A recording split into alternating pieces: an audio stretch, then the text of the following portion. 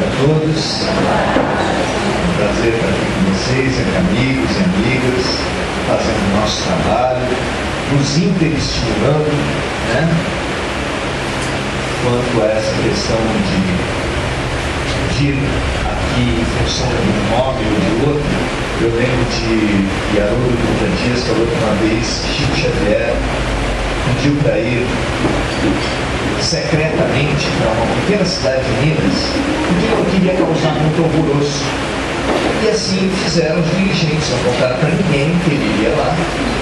E quando ele chegou, estava literalmente repleto de gente, o centro absolutamente tomado de gente, dentro dos corredores, nas janelas, fora, nas ruas. E o dirigente achou que poderia ser mal interpretado pelo Chico. Puxa, ele combinou uma coisa comigo, e ele foi se desculpar com o Chico. E Chico respondeu para ele e para todo mundo: as pessoas estão com saudades de Jesus. É isso que eu acho que a gente precisa se conscientizar, de que nós temos uma necessidade muito grande de Jesus, uma necessidade muito grande de amor, e que investigar, contemplar nossa relação com Cristo é absolutamente urgente. É absolutamente urgente que a gente revise e reveja como está a nossa relação com Jesus, com Deus, com o amor. Não basta declarar a nossa afeição, não basta ter cruzinha no pescoço, Bíblia no canto da sala.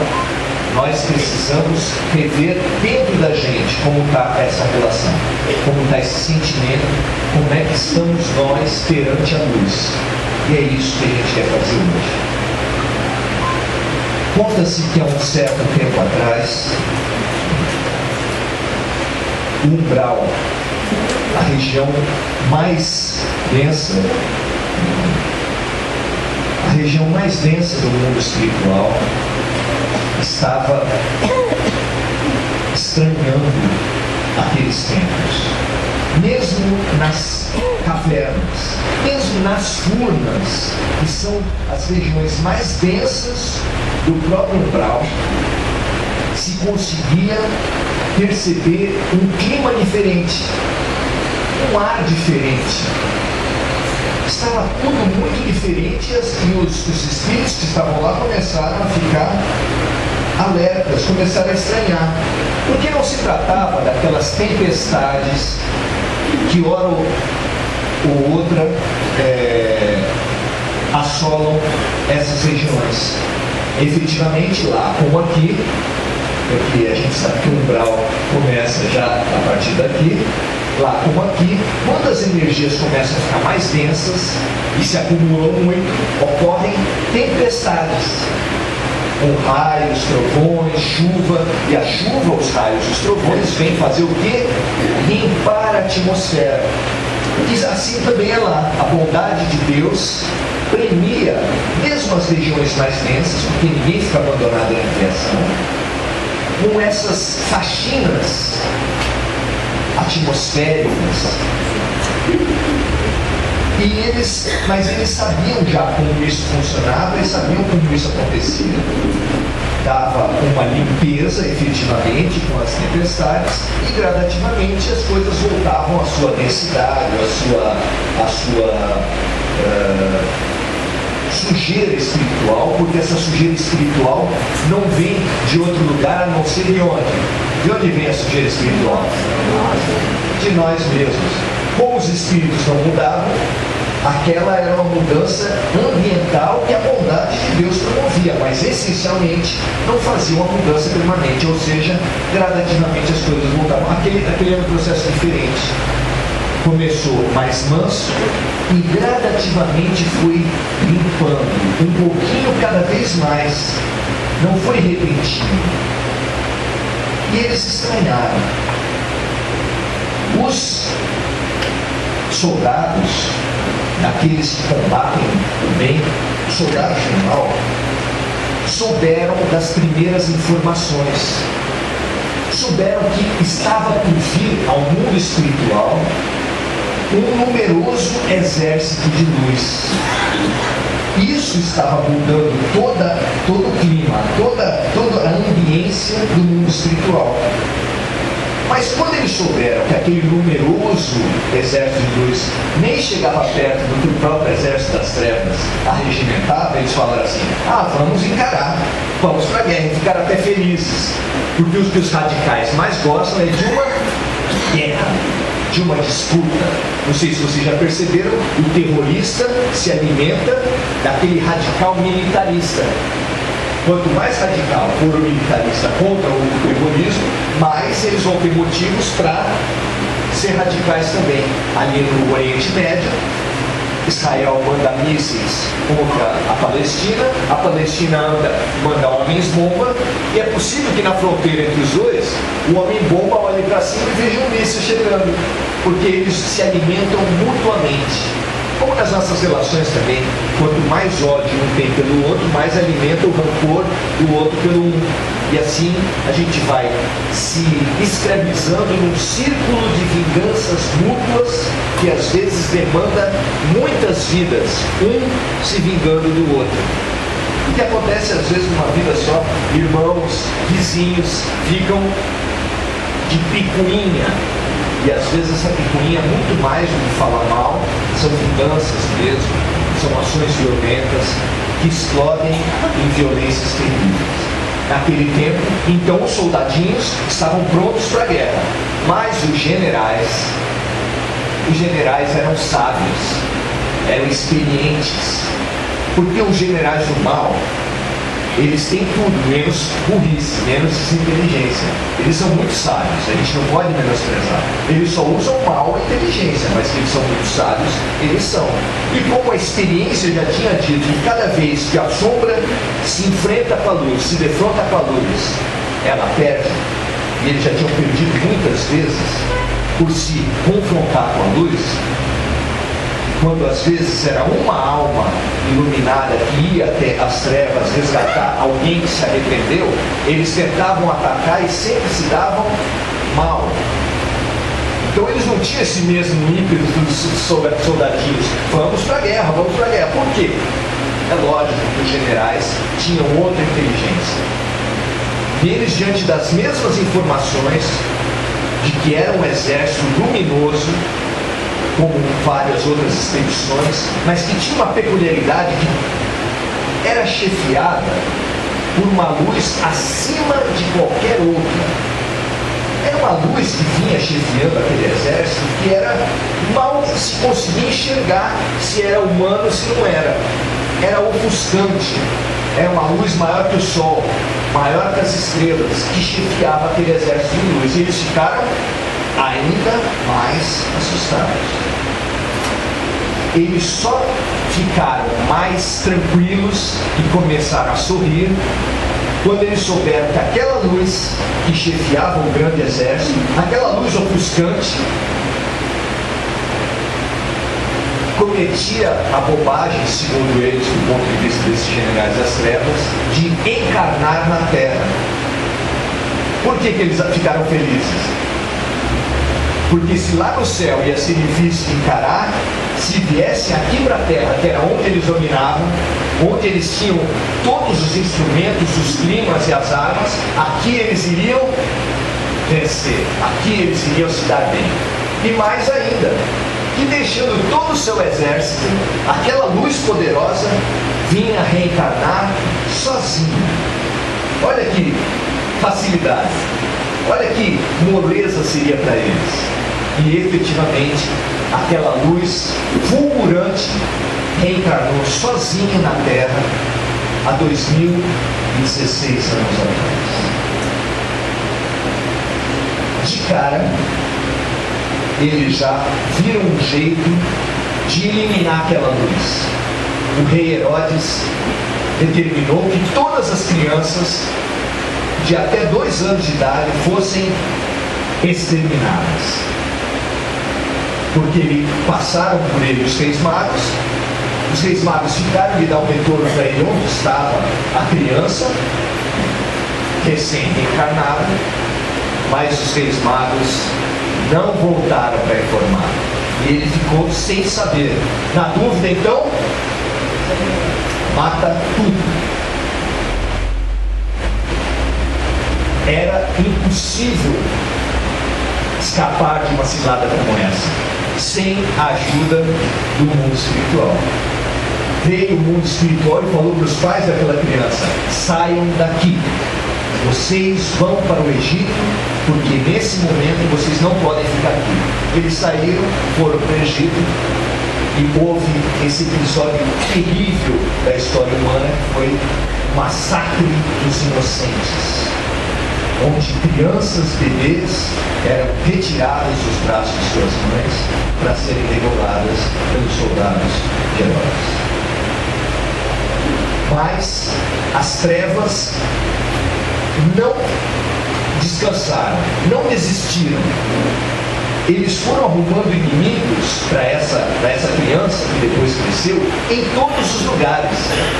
Os próprios conterrâneos do Messias, porque a gente está falando, é claro, de Jesus Cristo, os próprios conterrâneos de Jesus se constituíram seus principais inimigos. Eram os que menos reconheciam Jesus como Messias, apesar da vinda do Messias ter sido anunciada há séculos pelos mais eminentes profetas da raça. Ninguém praticamente foi assistir o nascimento da criança, ninguém acompanhou o desenvolvimento da criança. E assim que começou, aos 30 anos de idade, ele a fazer o seu trabalho, a sua missão, a realizar a sua missão, os líderes do judaísmo foram armando arapucas.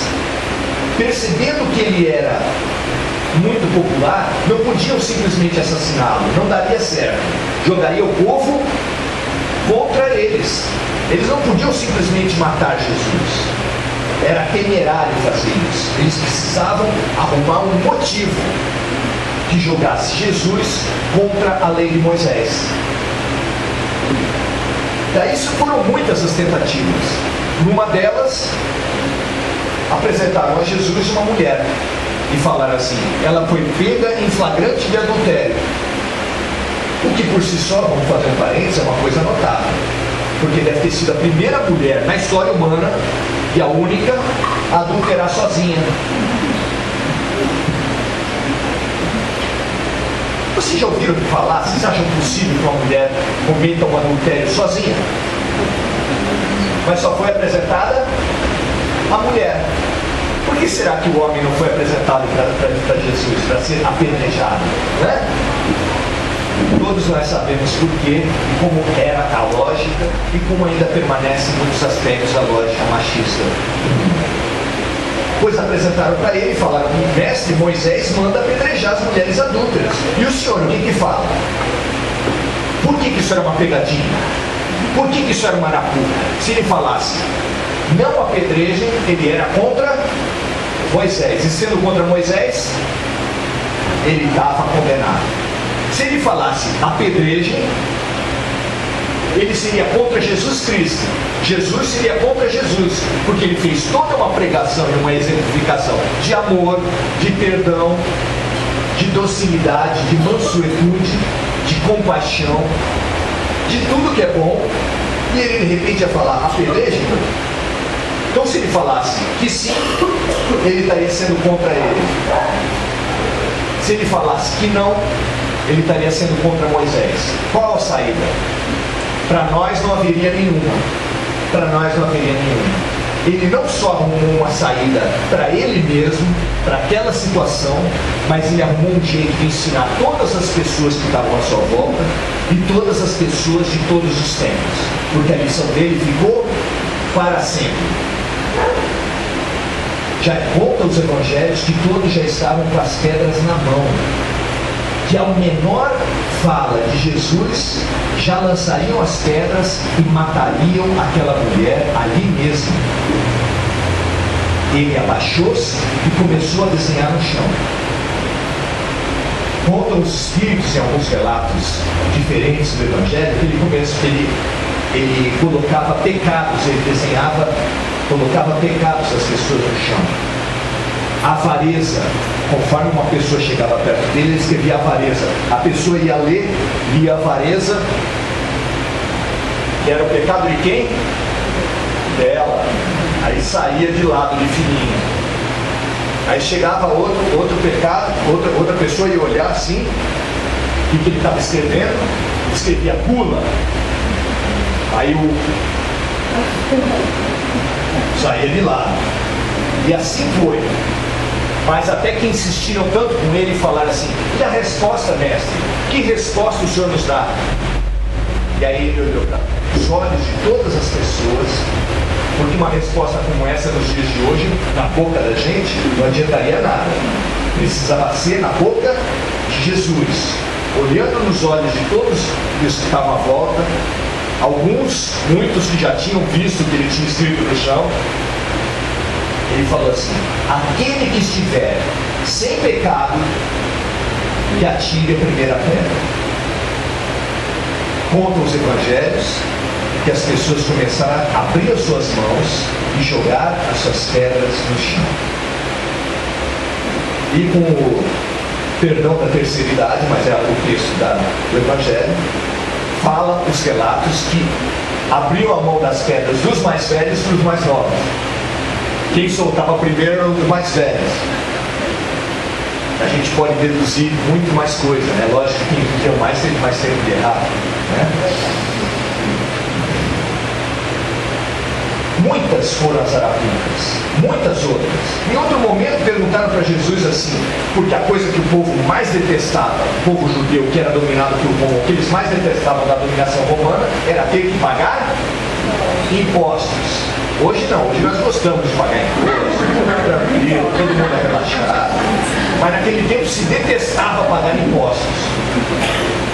E aí chegaram para ele, muito inocentemente, e falaram assim: mestre, o senhor acha que a gente deve pagar impostos aos romanos? Olha que pergunta. De novo, não tinha saída. Se ele falasse, não paguem impostos aos romanos, os romanos matavam ele. Prendi, porque os romanos queriam, lógico. Os romanos de todos os tempos são muito interessados nos impostos, né? Se ele falasse, não paguem, estaria perdido. E se ele falasse, paguem, ele ficaria mal, arrumaria como inimigo toda a sociedade judaica. De novo, não tinha saída. Mas ele novamente encontrou uma maneira de não só achar uma saída para aquele momento, mas para a eternidade toda. Você tem uma moeda aí? Perguntou ele para o interlocutor. Como assim? Não, você tem uma moeda aí? Tenho. Mostra para mim. Daí ele pegou a moeda. O que tem na face dessa moeda? Que figura está esculpida nela? Ele olhou a figura de César. Ele falou: pois bem, então dai a César o que é de César, e dai a Deus o que é de Deus. Lição dada e lição não aprendida. Até hoje a gente continua, os pregadores religiosos continuam pregando que deve ser dada a Deus, representado por eles, é claro. Deve ser dado a Deus o que é de César. Deve ser concentrado na mão dos pregadores religiosos o dinheiro, porque quem estiver dando para ele está dando para Deus. Mas Jesus ensinou, Jesus foi estabelecendo as suas pegadinhas, foi estabelecendo as saídas para as pegadas, para as arapucas, para as armadilhas que o orgulho vinha colocando. Mas o orgulho de lá para cá, como nós vemos, não se modificou. O orgulho continua fazendo sombra para a luz, continua fugindo da luz. As sombras continuam armando maneiras de se esquivar. Logo depois que Jesus morreu, traído, cuspido, torturado, negado, não sem a grande influência das trevas, que na morte dele comemoraram como se tivesse sido uma vitória deles, como se eles tivessem conseguido frustrar os planos da luz. Eles acharam que tinham vencido. Mesmo o mais desavisado de hoje, uma pessoa fora da nossa cultura que vira um filme de Jesus, que fala, só pegar a parte final. Se você só pega a parte final e o mocinho, um personagem da história é negado pelos irmãos, é negado pelos amigos que vendem ele, nenhum testemunha a favor dele, nenhum acompanha, nenhum ajuda a carregar a cruz, esse cara não deve ser boa coisa, fala a verdade. Chega até o final e ele morre, morreu no final, é o... Vocês não veem novela, não? Gente, quem morre no final, vai pro hospício, se dá mal no final, é quem? É o vilão. Nós estamos condicionados. Todos nós que assistíssemos um filme sem saber que era Jesus Cristo, a gente falaria que Jesus é o vilão. Ele é o mal da história. E esse é o pensamento comum. Eles pensaram que venceram. Será que eles venceram? Eles falaram assim, matando Jesus, acabou o movimento. Acabou o movimento depois de Jesus? Não. As comunidades, os discípulos acordaram do profundo equívoco que eles tinham tido de serem dominados pelo medo. Uma história longa, mas que a maioria daqui conhece de alguma forma, todos nós conhecemos. E foi retomado o movimento e ele não perdeu força, ele ganhou força em Jerusalém, a ponto de precisar ser perseguido, uma campanha terrível de perseguição por Saulo de Tarso, que depois foi chamado pelo próprio Jesus às portas de Damasco, onde ele foi para exterminar, com cartas autorizadas para exterminar o movimento do cristianismo, mas foi chamado, transformou-se, passou a ser o grande disseminador do mundo inteiro, conhecido então da doutrina de Jesus, de uma maneira inesquecível. E porque eu recomendo, quem não leu ainda, leia o livro Paulo Estevam. É o melhor da literatura espírita romanceada. Ali a gente vai ter um aprendizado impressionante, junto com há 2000 anos, junto com há 50 anos atrás e diversos outros, mas esse é muito especial. Pois então, depois da que eles acharam que era vitória e que acabou não sendo, o orgulho precisou se reunir, precisou buscar estratégias. Vamos acabar com o cristianismo. E o representante do orgulho na terra chamava-se Nero, o imperador romano, que começou a fazer grandes circos e grandes espetáculos para incendiar, matar e fazer os cristãos enfrentarem animais, leões, tigres, gladiadores, animais. E assim foi, as trevas se opondo, brigando, querendo vencer pelo extermínio. Deu certo? Mais uma vez o orgulho não conseguiu vencer a luz e o amor. Não conseguindo, tentando pelo extermínio, eles falaram assim, vamos buscar mudar a tática. Parece que foi Napoleão Bonaparte que falou, quando você não consegue vencer o inimigo, junte-se a ele. E eles fizeram exatamente essa tática. Começaram a apostar na vaidade dos próprios cristãos. E eles falaram assim, vamos instituir uma hierarquia no movimento cristão. Não só vamos criar bispos em cada região, mas vamos criar também um Papa. E aí eles criaram sínodos para falar o que pode e o que não pode ser aceito dentro do cristianismo, e dentro desses sínodos acabou sendo criado o papado. E criando uma hierarquia, disputando poder, nós já sabemos o que acontece com a alma humana. Você já teve em alguma circunstância do seu trabalho em que vagou a posição de chefia? Todo mundo era amigo. todo mundo era bacana. Vagou uma posição de chefia, o que acontece? Teve uma novela que tinha uma música do Paulinho da Viola que falava que na hora do dinheiro, que é outro momento chave para as pessoas, irmão desconhece irmão. É assim ou não é? Às vezes os irmãos se dão tudo muito bem, até que tem uma herança, e aí revela quem é quem. Aí revela quem é quem, ou não é? Eu sei que em família espírita não acontece isso, todo mundo é desprendido, todo mundo é bacana. Você está falando dos 5 que você sabe da família dos outros, não é isso? Eu sei.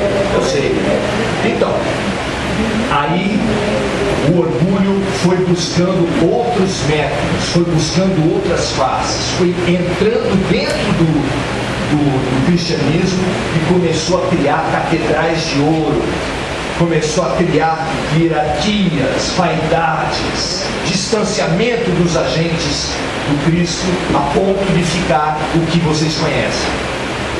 Eles acabarem sendo os grandes perseguidores de todo mundo que tentou voltar para o cristianismo de raiz, como se fala, tem samba de raiz, tem tudo de raiz, tem o cristianismo de raiz também. Quando os Lutero e os seus seguidores tentaram criar um retorno do espiritismo, do cristianismo, às suas bases, de forma que pudesse pelo menos ler o Evangelho, que naquela época ninguém podia ler o Evangelho. Primeiro, porque era em latim. Segundo, porque só era permitido interpretar, que é a exegese, só era permitida à igreja. Ninguém mais podia interpretar o Evangelho. É impressionante, isso foi até pouco tempo, muitas das pessoas não sabem disso. Era proibido, era um crime contra a igreja interpretar o Evangelho, que poderia ser punido com morte. Quando chegou o Espiritismo, ainda nessa época, em 1800, ou seja, damos um salto na história, a primeira remessa de livros, 300 livros do Livro dos Espíritos, que foi para a Espanha, ainda foi confiscada pelo bispo local. E ele, num ato de fé, ele mandou queimar todos esses livros em praça pública. Kardec, sabendo disso, pensando em apelar, pensando em buscar autoridades, buscar recursos para fazer isso, ele obteve a seguinte mensagem dos Espíritos: deixa, mano, não precisa fazer não, deixa fazer, deixa acontecer. Essa vai ser a melhor propaganda do Espiritismo. E assim foi. Depois daquele auto de fé que queimou os livros, acendeu a curiosidade em toda a Europa. E os livros foram vendidos, que nem na ditadura militar, quando a ditadura proibia, é que todo mundo buscava o filme, a música. Vocês não lembram disso? É assim. Ou então na nossa adolescência, quando o pai e a mãe falam assim, não faça isso. Aí que...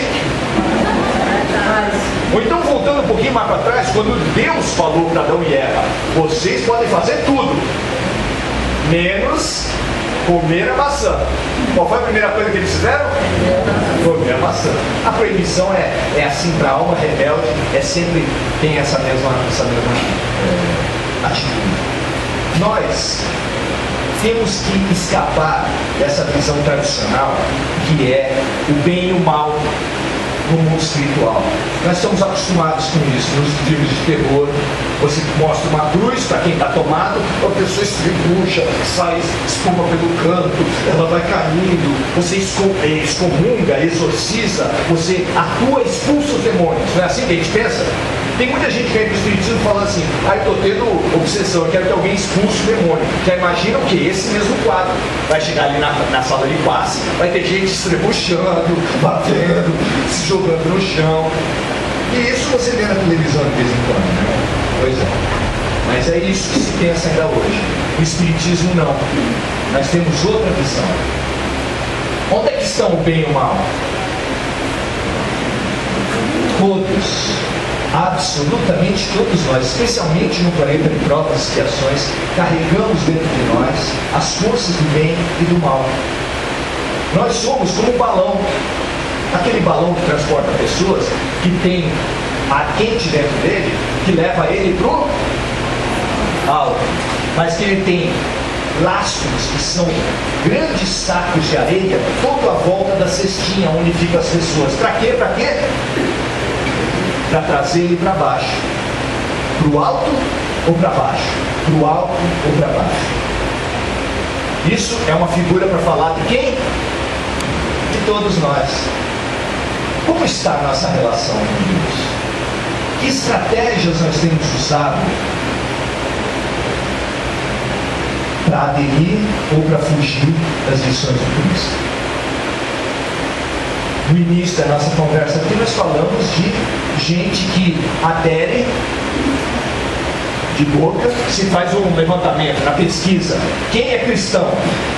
Não aquele cristão que algumas religiões falam que é cristão só de uma religião. Não. Quem segue o Cristo? Quem tem o Cristo uma figura de modelo, de referência espiritual? Nossa, seria enorme a resposta sim, não é verdade, no Brasil? E se você fizer uma pesquisa na prática, quantos seguem Jesus? É muita gente? O que acontece, gente? Nós ainda estamos na turma do orgulho que seguiu a máxima de Napoleão, quando não se pode vencer o inimigo, una-se a ele? Será que é isso que a gente ainda pensa? Tem gente que sempre foi em religião, em missa, com roupa de ver Deus. Vocês já ouviram essa expressão? Roupa de ver Deus. A pessoa usava a melhor roupa e ia no dia da missa. Sabe por quê? Ele queria se apresentar bem na sociedade. Se fosse solteiro, jovem ou mal intencionado, ele também queria um pouco mais. Ninguém sentava muito na frente, sabe por quê? Porque não dava muito para ver gente. As pessoas literalmente davam as costas do altar para poder dar uma sapiada. Tinha alguém bonitinho, tinha alguém mais ou menos, e ficava, né, dando aquela brincada, aquela... Eu, por exemplo, dormi muito em missa. Nossa senhora, e a minha mãe assim ficava, o meu irmão do lado e eu do outro, a gente dormia, a minha mãe no cotovelo.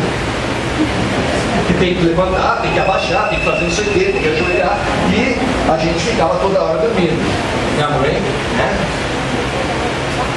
Nós podemos estar ainda com a nossa postura reproduzindo as estratégias que o orgulho já usou por toda a história do Cristo na Terra.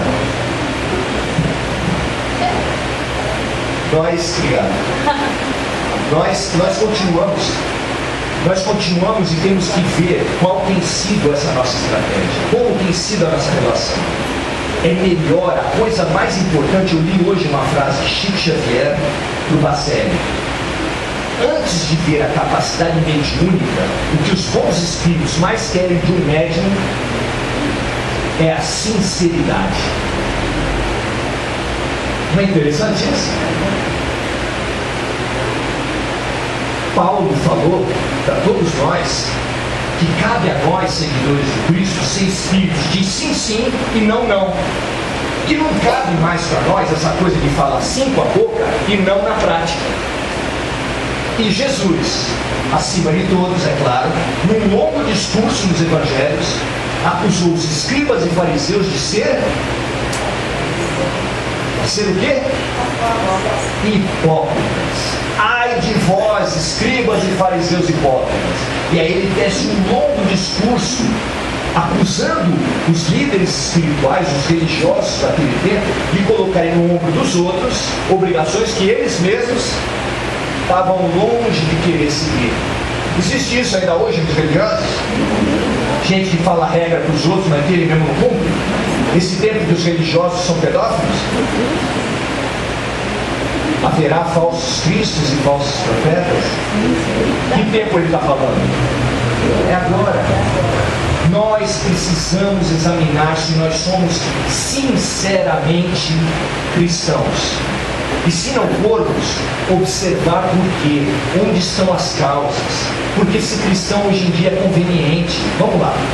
Você chega numa festa, todo mundo, se cai o papo de religião e você fala assim, não, eu sou ateu. eu não gosto de Jesus Cristo, o que você acha que vai acontecer? Todo mundo olha para você com estranheza e vai falar, meu Deus, como é que pode? Já se você fala que é cristão, você se enturma. Não sei se vocês sabem, mas é muito comum que nas religiões as pessoas, uma mão lave a outra, você faz brigadeiro, você faz propaganda ali, já se enturma, você começa a já ganhar dinheiro com a religião. É muito comum que isso aconteça. Se você conhece um pouquinho, você vai saber do que eu estou falando. É muito conveniente ser cristão hoje em dia. Você conhece, consegue namorada, consegue encomendas no seu negócio, consegue um monte de coisa. E ser não cristão, ou pelo menos se declarar assim, dá uma antipatia, dá um isolamento social que te enfraquece muito. Então é muito conveniente. As trevas conseguiram que, deixando de lado toda a essência revolucionária, porque teve um tempo que você declarar cristão era sentença de morte. Eles ainda davam uma alternativa para a pessoa, na última hora, falar assim, renega, fala que você não é cristão.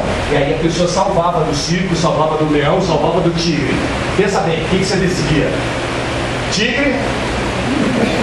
É? Tem certeza disso? Posso perguntar? Então, nós continuamos sendo perguntados pelo orgulho, não que externo, pelo orgulho que está dentro de nós. Como você tem vivido a lição do Cristo? Eu vou até uma casa de oração, ora do Espiritismo, ora dos evangélicos, ora do catolicismo, e o Espiritismo nunca teve problema com isso. Não tem ninguém ali cobrando ficha de frequência das reuniões públicas. Mas a maioria de nós acha que é suficiente vir até uma casa de oração e receber passe no Espiritismo. É suficiente. E nessa passagem que foi escolhida para nós conversarmos hoje, fala de um pai. Jesus está explicando como seria a época do fim dos tempos. E Jesus fala assim, no fim dos tempos será como um pai que, tendo chamado seus filhos e não tendo sido atendidos, fechou a porta. E depois que ele fechou a porta, ouviu baterem na porta. Abra para nós, abra para nós. Quem são vocês? Nós comemos e bebemos com você. Daí ele fala para os filhos assim, afastai-vos de mim, vós que cometeis iniquidades. Porque quem vê o cristianismo como as vantagens que pode receber apenas e continua cometendo os mesmos atos de desarmonia, de inveja, de fofoca, os mesmos atos que mostram e que angariam para as nossas vidas as más energias, as obsessões, as tristezas, está sendo em primeiro lugar desinteligente, porque você sai daqui, o passe leva as más energias, mas vai para a rua, na primeira fofoca, no primeiro pensamento ruim que você tiver, você já chama o quê? Luz? Nós não podemos deixar essa ilusão ficar na cabeça de ninguém. Não é o pensamento, não é frequentar uma casa de oração que garante, você não sai daqui com certificado. Até segunda-feira que vem você está garantido, hein? Se não te der a garantia, você pode voltar ou vai para o PROCON para exigir a garantia. Não, é imediato. Se você sai daqui com o mesmo padrão de pensamento egoísta, que parou o Pai Nosso com venha a nós o vosso reino, sabe isso? Tem gente que parou o Pai Nosso com venha a nós o vosso reino, não sabe falar mais nada. Pai Nosso que está no céu, venha a nós o vosso reino, venha a nós o vosso reino, venha a nós o vosso reino e venha a nós o vosso reino. Amém. Tem gente que parou por aí. Isso é o quê? É egoísmo com um verniz de cristianismo. Ajuda alguma coisa isso? Para a hipocrisia, Jesus, para os escribas e fariseus, Jesus falou assim: vocês são feitos sepulcros caiados. Falou para nós. Branquinhos por fora, mas por dentro cheios de podridão. Para quem cabe isso? Quem achar que não cabe, quem achar que já faz na vida prática tudo que Jesus ensinou, por favor, o microfone está aberto, vem aqui nos ensinar. Quem não tem a consciência de que ainda está muito distante a sua prática do que Jesus ensinou, entre para tudo. passe a olhar com carinho, a observar com carinho todos os seus passos. Tudo que você fizer durante um dia, que seja objeto da sua observação. Para quê? Para se punir? Para falar eu não presto? Para falar eu sou ruim? Não! Não! No livro dos Espíritos, Santo Agostinho nos elucidou. Como nós devemos proceder perante a nossa imperfeição? Como fazer? Em primeiro lugar, admitir. Eu sou imperfeito. Eu tenho momentos de inveja, eu tenho momentos de rancor. Quando passa a notícia de corrupção, eu nunca rezei por um senador da República corrupto. Quem já rezou aqui pode levantar a mão. Quem aqui já rezou por um senador corrupto pode levantar a mão.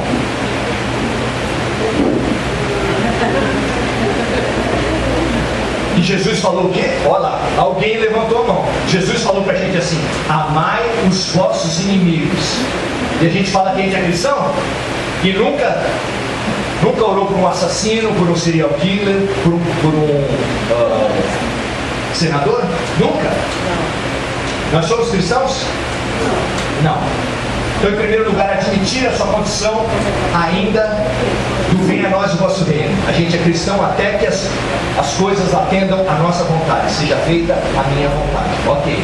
Se eu tenho essa consciência, o que eu faço? Vou me bater, vou me ajoelhar, vou subir no Monte Serrado de joelho? Não adianta nada. Só piora o meu joelho. Faz isso. Observe-se, entenda-se, perceba em que condições, em que situações você é mais invejoso. Nós somos invejosos? A palavra é feia, né? Mas se você não admitir que é, quem acha que não tem doença nenhuma vai em médico? Jesus é o médico das almas. Você não vai até Jesus se não se achar doente. Nós somos invejosos, nós somos rancorosos, em vários momentos, não permanentemente, graças a Deus, mas tem momentos que mexem com o teu calo, e você precisa saber o que mexe com o teu calo, quais são os teus pontos fracos, porque quando você conhece teus pontos fracos, você fortalece, você muda, você se transforma, você cura. Quando o médico tem diagnóstico a teu respeito, você busca tratamento. É claro, sem diagnóstico não tem tratamento. Quem não tem problema, não tem solução. Vocês têm problema? Nós temos problema. Nós queremos ter solução.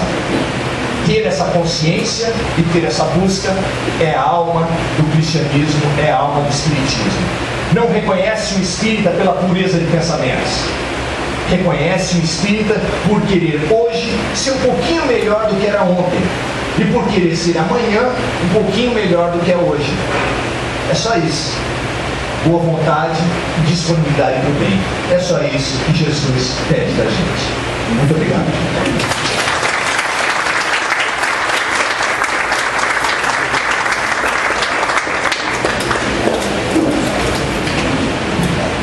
Gente, vamos agradecer a oportunidade única. Vamos agradecer ao Maurício por tanto